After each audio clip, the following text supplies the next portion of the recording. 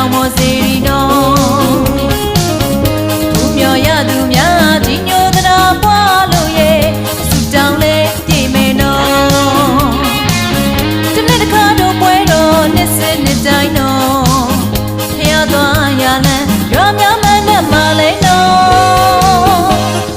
အဲသွားအဲလာကြိုကခေါ်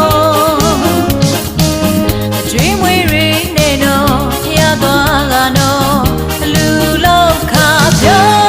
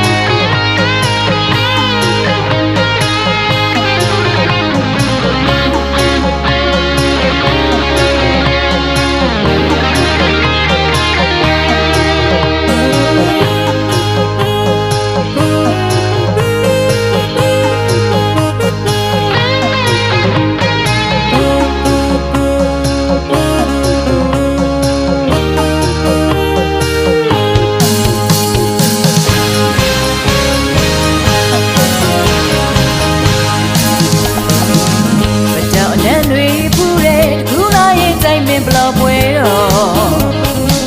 တကြံအတက်နေမှာနေစိညတိုင်းတောင်းရက်တိုင်းတိုင်းတော့